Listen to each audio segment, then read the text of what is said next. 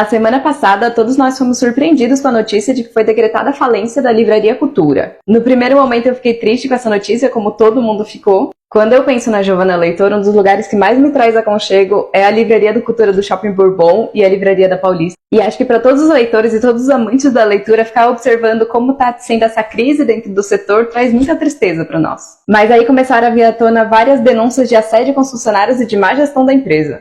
Então vamos entender melhor o que aconteceu. A Livraria Cultura começou em 1947, foi fundada por Eva Herz. Eva Herz, que foi uma imigrante judia da Alemanha. E naquele ano, a dona Eva começou na casa dela um sistema de troca e de empréstimo de livros que fossem na língua nativa dela para os seus compatriotas alemães aqui no Brasil, que tinha o nome de Biblioteca Circulante. Era um sonho dela que as pessoas pudessem ter contato com seus mais variados interesses através dos livros.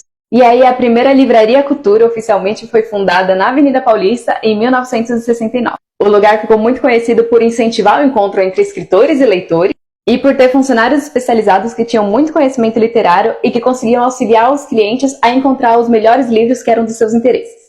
A Cultura ela sempre foi administrada pela família Herz, primeiro pela dona Eva, depois pelo seu filho, Pedro Herz. E o que se diz é que em 2009, Sérgio Herz, que era filho do Pedro Herz, assumiu como CEO da empresa. Naquele mesmo ano, a Cultura vendeu 1/4 de suas ações para o fundo Capital Mezanino, que é da gestora Neo Investimentos. E daí que junto com vários CEOs, tem muitos investidores e consultores que têm essa ideia de que a empresa tem que ter o lucro acima de tudo. E é uma mentalidade de aumento de lucros constantes, como se isso fosse viável. Parece ter sido isso que aconteceu com a empresa. Para que isso possa ser feito, precisa se cortar quaisquer gastos possíveis. E os primeiros que sofrem sempre vão ser os funcionários. Nessa época teve o primeiro grande corte de funcionários, para daí ocorrer as mudanças de funções e de salários que os donos e os acionistas queriam. Tem relatos de salários que eram de R$ 5.500 que passaram a ser de R$ 2.000. E mesmo com o corte de salários, vem a cobrança constante por produtividade e por mais vendas. E que daí vão se empilhando as denúncias de quebras de leis trabalhistas, o acúmulo de funções, sobrecarga de trabalho, a não remuneração devida, denúncias de assédio moral, perseguição dos funcionários e adoecimento desses trabalhadores. Eles relatam que tinham demissões em massas por qualquer motivo, qualquer questionamento ou qualquer demonstração de desconforto com as decisões da chefia era um motivo para demissão, ou para perseguição em cima desses funcionários. Tinham comportamentos abusivos das chefias, com tortura psicológica dos funcionários, por pressão sempre por maior produtividade em meio a constantes ameaças de demissão. E as demissões eram uma realidade constante nessa empresa. Diga-se de passagem, o CEO Sérgio Herz foi descrito como autoritário como um déspota e birrento como uma criança de 3 anos. Já conheci uns assim. Esse ambiente hostil de trabalho foi denunciado pela primeira vez em 2013, quando uma funcionária escreveu num blog como foi a passagem dela pela Livraria Cultura. Depois, em 2020, os funcionários escreveram uma carta anônima relatando como estava o clima de trabalho dentro da empresa. Recomendo que seja lida. E eu recomendo também a leitura dessa entrevista, que saiu em 2019, saiu em 2 partes, onde 3 funcionários contam como ocorreu todos esses processos dentro da empresa e como ela passou de um dos melhores ambientes para o trabalhador para ser uma das piores empresas para se trabalhar no Brasil.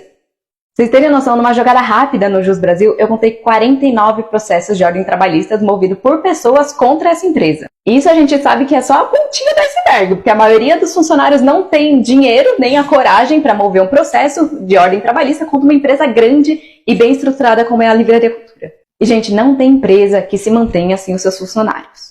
O que toca uma empresa são os funcionários. Ai, porque os clientes, os produtos e blá blá blá. Não, são os funcionários que estão lá trabalhando todo dia para que essa empresa funcione bem. E a Cultura, ela sempre foi conhecida pelo bom atendimento e pelo conhecimento técnico dos funcionários que ela tinha. Ela tinha bons funcionários, era por isso que a empresa cresceu tanto. E num contexto de aumento de vendas online e de aumento da competição dentro desse meio, o diferencial das lojas físicas é ter um ambiente que seja acolhedor e ter um bom atendimento, que consiga te ajudar a encontrar os livros que você procura. Para isso, você precisa de vendedores qualificados que conheçam o ambiente literário e de funcionários que cuidem bem da loja onde eles trabalham. Funcionários que tenham capacidade de fazer isso e que tenham um salário bom para ter gratificação em fazer esse trabalho. E ao mesmo tempo foram tomadas decisões empresariais que foram julgadas como equivocadas. Decisões que visavam expandir mais a empresa com a criação de lojas num tamanho e em locais que não foram julgados adequados. Investimentos em empréstimos que eram superiores à capacidade da empresa de cumprir. Por exemplo, em 2017, quando já estava em meio a uma crise, a Livraria Cultura comprou a Fnac e a Estante Virtual. A Fnac que já estava ali num processo de declínio da empresa. E aí foram se acumulando calotes aos fornecedores, que desfalcou o estoque de produtos, atrasou entregas e minou toda a credibilidade que os clientes tinham com a empresa. E também foram tomadas decisões que davam maior autonomia aos fornecedores e tiravam o foco dos livros e dos clientes. E então, somado a tudo isso, a gente teve uma crise econômica brasileira. A empresa alega que desde 2015 eles estavam sofrendo com essa crise. Também é fato que aumentou o custo de produção dos livros no Brasil. Não necessariamente o salário dos clientes acompanhou essa aumenta no custo dos produtos. E também vem se criando uma concorrência muito grande dentro desse meio literário, principalmente com as vendas online. Quem não começou a comprar muito mais livros no site do Velho Careca, que tem frete grátis, que tira a primeira pedra, né? Que também é algo que vem acontecendo com vários outros negócios no Brasil. A empresa entrou com um pedido de recuperação judicial em 2018, alegando ter uma dívida de 285 milhões de reais e 400 mil. Eles decidiram, então, focar nas vendas online e no serviço de logística que eles já tinham.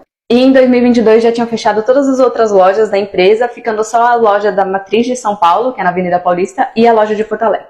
Na decisão da semana passada, o juiz alegou que a empresa não vinha cumprindo o plano de recuperação que estava acordado, que descontava 70% do montante da dívida deles. A dívida atual soma algo como 1.600.000 reais. E eles não conseguiram cumprir o plano por não conseguirem quitar as dívidas trabalhistas existentes, pagar os credores e por não terem entregado alguns documentos que seriam necessários para o acordo. Também foram levantadas suspeitas de fraude e movimentações financeiras realizadas pelos sócios da empresa. Foi um movimento que foi descrito pelo juiz como beirando o descaso com a justiça brasileira. Então ainda não se sabe ao certo como vai ser o futuro da empresa e dos seus outros empreendimentos. Vale dizer que quando fecharam a FINAC, os funcionários fizeram protestos por não terem recebido os direitos trabalhistas devidos com suas demissões, então a gente precisa ficar de olho nessa questão aí. E se sabe que a empresa pretende recorrer das decisões judiciais, mas as chances não estão boas para ela não. E eu quero esclarecer que eu não tô fazendo esse vídeo pra esculachar com a empresa de jeito nenhum. Eu tenho muito apreço pela Livraria Cultura, ela tá na minha memória afetiva como tá na de quase todo mundo. Mas vem surgindo esse discurso de como a sociedade brasileira tá malfadada, não temos destino pra esse povo, a morte da cultura no Brasil. Ah, cultura. Porque o brasileiro não compra livros, somos uma nação analfabeta. Que eu pessoalmente acho um pouco injusto de ser difundido atualmente. Em 2022, a gente teve um aumento na venda dos livros aqui no Brasil, que já tinha aumentado em 2021. Os brasileiros estão lendo livros sim. Não só o BookTok está aqui para provar isso, mas quem foi na Bienal do Livro em São Paulo no ano passado viu como aquele lugar estava lotado de gente, lotado de jovens que queriam ler mais. Nós vivemos momentos de crise, isso com certeza, mas empresas grandes e bem estruturadas como a gente achava que seria a Livraria Cultura conseguiram superar isso. Eu acho que fica muito fácil a gente botar a culpa no produto ou nos clientes para tirar a atenção do que foi uma gestão muito falha e muito incompetente de um pequeno número de pessoas, e que acabou afetando milhares de outras pessoas.